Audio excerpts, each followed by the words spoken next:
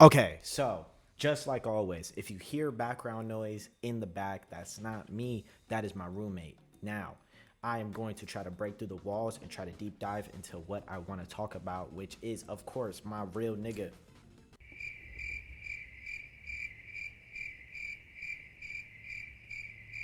I hope that editor Scooby actually put a edit in there and just didn't leave me looking stupid.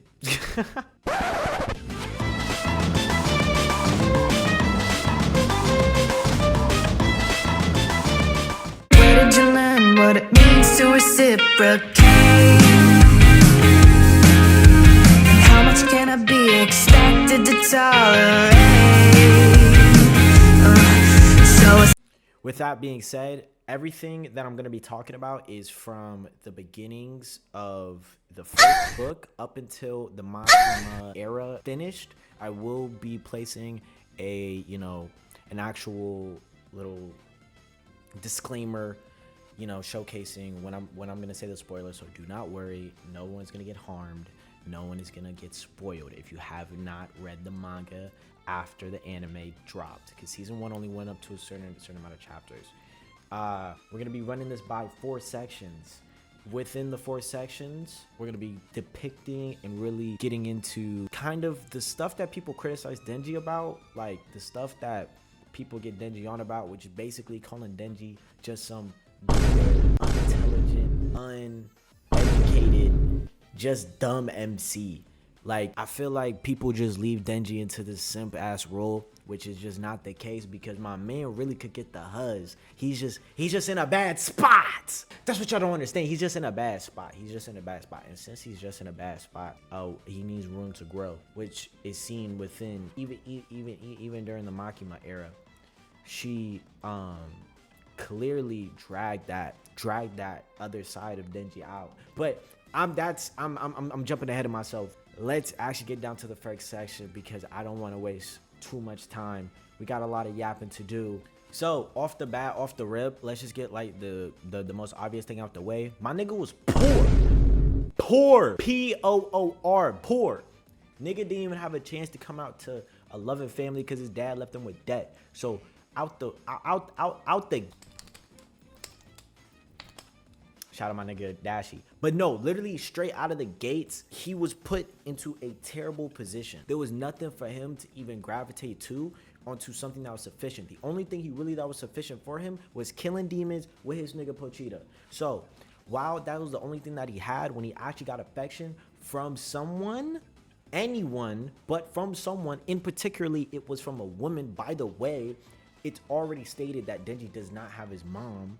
So as a woman steps into his life, who's also putting into a parental but also a sexual like role, it fucks with him. And that's like literally as soon as Makima sees Denji like as this poor little like sap thing, that's when the manipulation even started. Sorta kinda. I'm gonna come back to that point. It also started to breach off, like Power started to see it as well, but Power just kind of played it off because Power, she not really there in the head. And then Aki pitied the nigga all the time, because it was one of those things where Aki could clearly tell that Denji was just getting like pulled around, but Aki was on a mission, so he didn't have time to even like help Denji, which sucks. But it's just the truth of reality of what's going on in the situation at hand. And Makima doesn't just offer him food or shelter. She gives him conditional love. She treats him like a dog. She even pets the nigga, and like rewards him when he obeys, and flirts with him just enough to keep him chasing. And because Denji equates love with affection and affection with sex, love with affection and affection with sex, that's where his whole hypersexual mindset just starts, and Makima just rides off into that fucking hill. And that's literally how the hole starts digging. And it starts becoming him only chasing that, and he's chasing that connection. And it's sad honestly when you really started seeing it in that light. And that's why he looks so shallow on a lot of other people's perspectives of him, because they just see that, and they don't really take account of they don't take account of the already set variables of him being poor, not him having a standard family or anything of that nature. They take away that variable because he makes crazy comments about boobs and puh.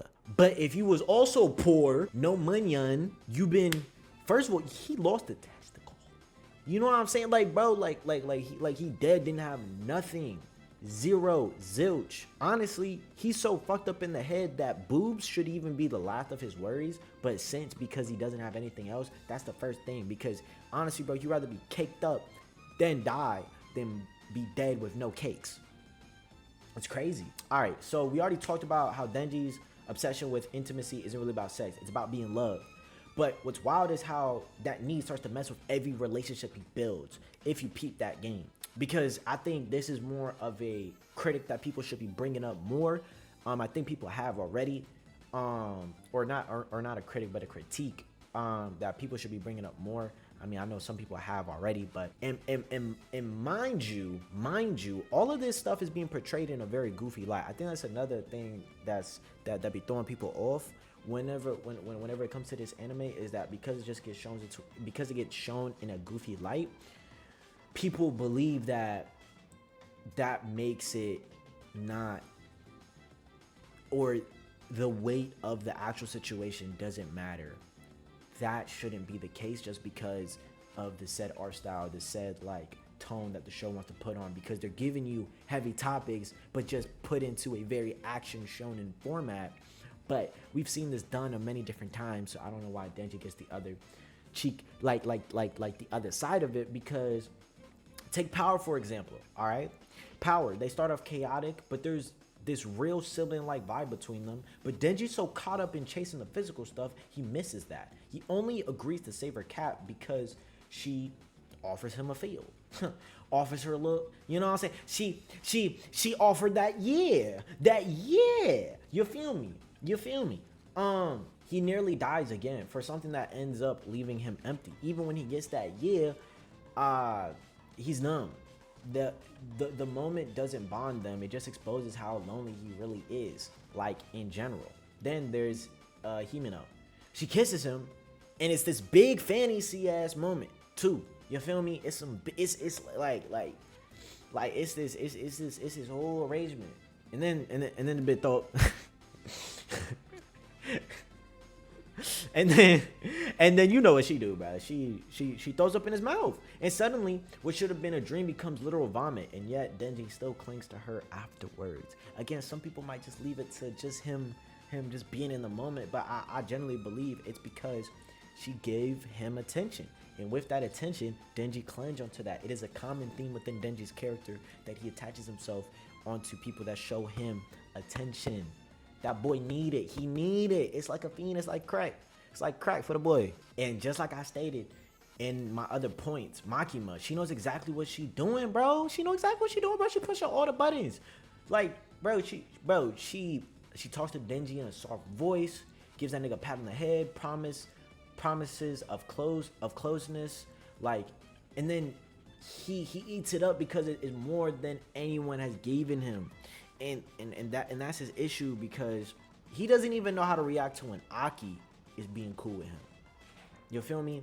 He doesn't even know how to feel during that type of situation. The biggest thing with Denji, and again with his mentality and in the way that he has to think, it starts to become detrimental to his character. Especially when I was reading and watching, it's like watching a person who doesn't even know the mistakes that they're making in real life time. So Denji doesn't get closer to people, he gets further. His relationships start with hope but end with confusion or heartbreak. Power becomes one of the only people who sees him more than a tool, but then even that relationship ends up in blood, gang. By the end of part 1, Denji is surrounded by people but more isolated than ever, low-key. Because the more he chases love the way it's been taught to him, as a reward, as a leash, the more it slips through his fingers. It's a very tragic story, and it's a very killer thing about Denji's psyche. It's the reason why with a lot of his interactions, especially past the Makima saga, past the Makima arc, you really start seeing that development and that growth in the brain. And there's a main reason why he gets compared a lot to my nigga Itadori. You know the deal. Why they both get compared a lot, especially after their own personal arcs. As we all know, Itadori had to go through Shibuya arc. They both went through things that has made them rise above the rest.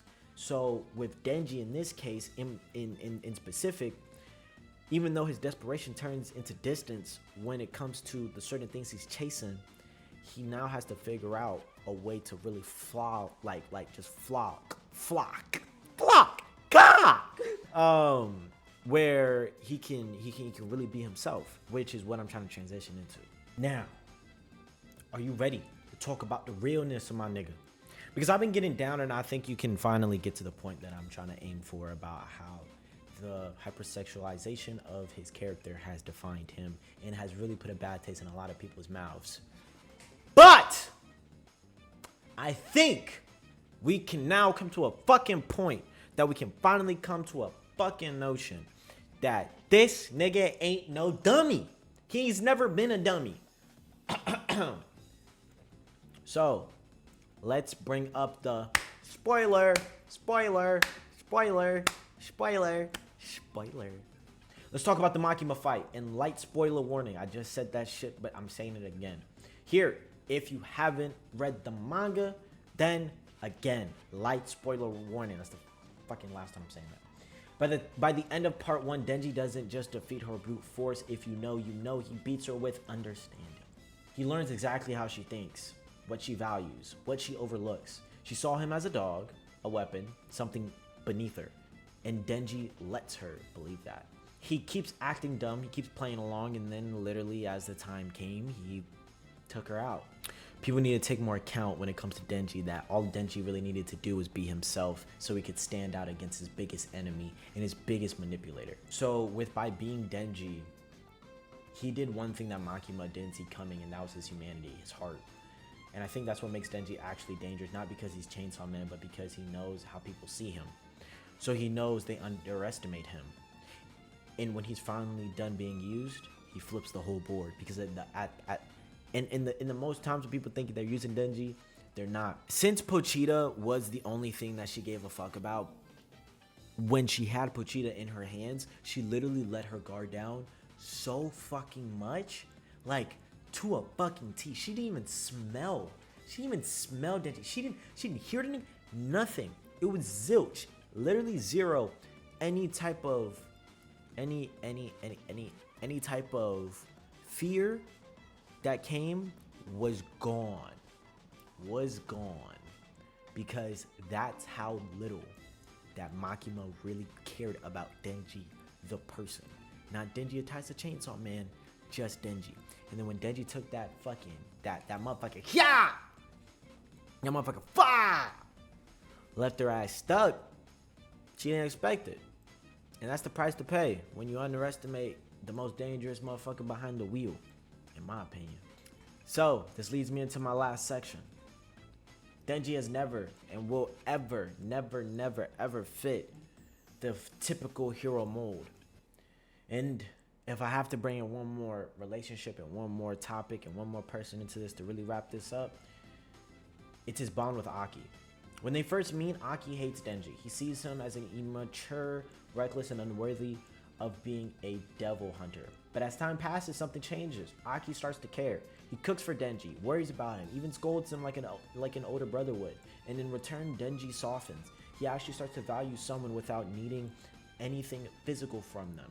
This is where Aki starts playing more of, again, just like I said, that older brother role, and really starts to expand Denji's mind outside of the physical touch. It's very subtle, but one of the most emotional moments in the anime is when Himino dies and Denji offers Aki an apple. It's very subtle, but it's no words, and it in my opinion, it shows that Denji, he's grown out of that pervy little nigga we met in the first beginning episodes. It shows that Denji understands the same pain that Aki's going through to a certain degree. Honestly, not to a certain degree, to the fullest degree. So, minor spoiler again. When Aki dies, Denji breaks in a way that's different from all the deaths before, because Aki was real to him. He wasn't just a coworker or someone giving him affection, he was family. And when Makima turns Aki into a weapon against him, Denji doesn't just lose a friend, he loses his sense of self at the time. He even admits later that he doesn't know how to feel and that he's scared of the emotions bubbling up because no one ever taught him to do with those feelings. And that's a key thing you people have to understand. No one taught Denji anything. Denji was literally left with the most fucking blank piece of paper ever. So when he's handed these emotions, this nigga, sorry, I'm about to say, come into focus, camera. He literally is a man-child with chainsaw man powers. That is intense. And Pochita is a fucking dangerous devil. And the fact that Denji ended up falling upon to Pochita is just luck. This is what makes Denji so unique. He doesn't go on this perfect character arc where he becomes noble and selfless. He doesn't suddenly stop being immature or flawed. What he does is instead he learns hurt, love, and survives all at fucking once. So, if you hate Denji, and maybe it's because he doesn't act like a character, he acts like a person, bro. And if you can't handle how Denji portrays himself, then I don't think you're really understanding the story that's being portrayed to you. And if you have any other rebuttals after you've just watched this video and you've heard all my points and all my reasonings and all my evidence, then hey, prove me wrong. Prove me wrong about Denji. Because I think everybody's wrong about Denji. I think people need to give more credit to Denji and give him more grace and show him more love. He's one of the more realer MCs out there. And he shows what it's like to go through those harsh conditions. Sub up, like, subscribe if Denji's one of your more controversial picks. Or if you don't care about it, just do it anyway. Share this, sub this, like this anyway. But I do appreciate everybody who came to watch. I love you, Mafia family. See y'all at 500.